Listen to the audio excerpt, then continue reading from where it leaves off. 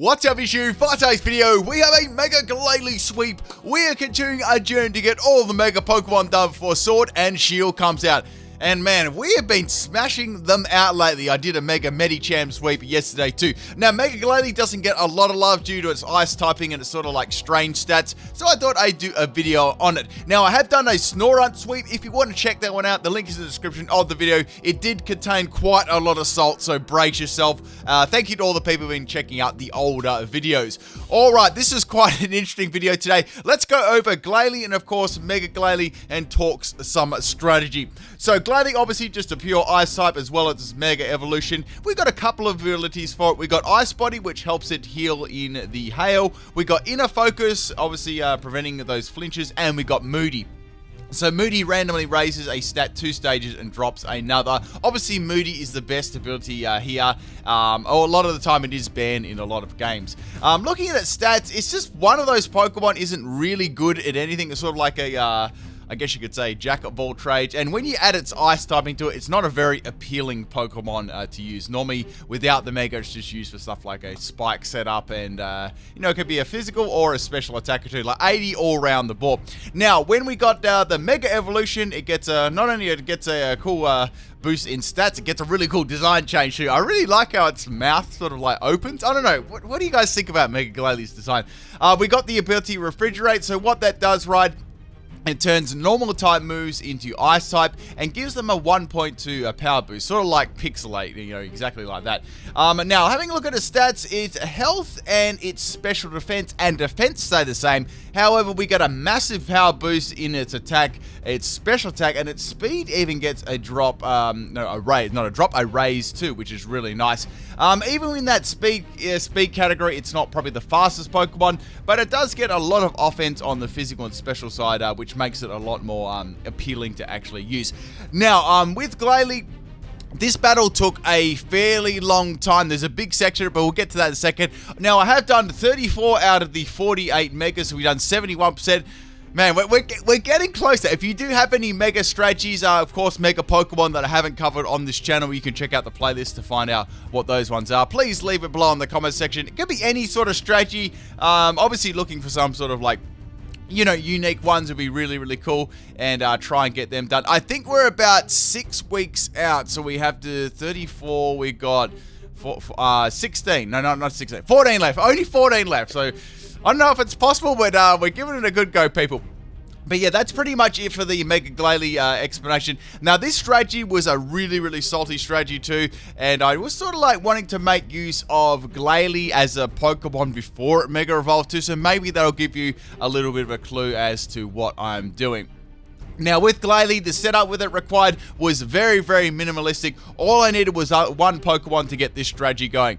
Also, if you enjoy these Pokemon sweeps and you've been keeping up with them, make sure you leave a comment on the video and like. I'd really appreciate that, people.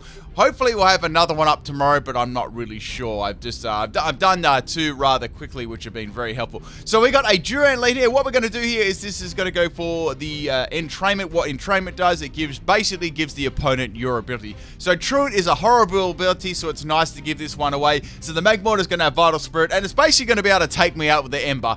That's pretty much all I wanted to do. I wanted to swap my Glalie in right after this and implement my strategy, and I'll catch you guys at the end of the video. Enjoy.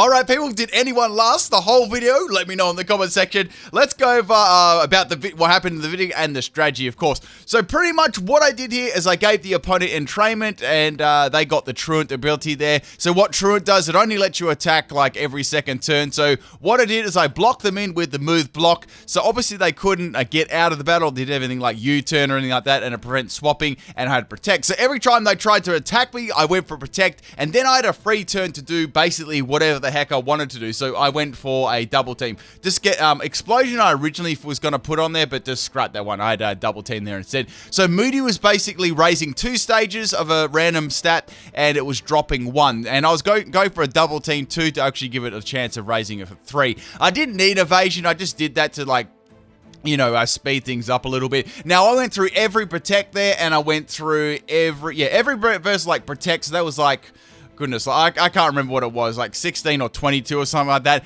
And basically all my stats are at max, and this Glalie basically just swept with a headbutt. Now, headbutt does have a chance of flinching as well, but since I did get like +6 in attack, like nothing really was living. Now, there was an instance where the Hitmonlee had like a focus sash, like Unburden or something like that, and it did miss me with close combat. Close combat wasn't going to take me out, it needed a crit. That was the only damage I would have taken. Oh, the Magneton at the end was going for a Thunderbolt. That could have been bad if both of them hit, because I actually took some, you know, damage prior to that from the Garbodor.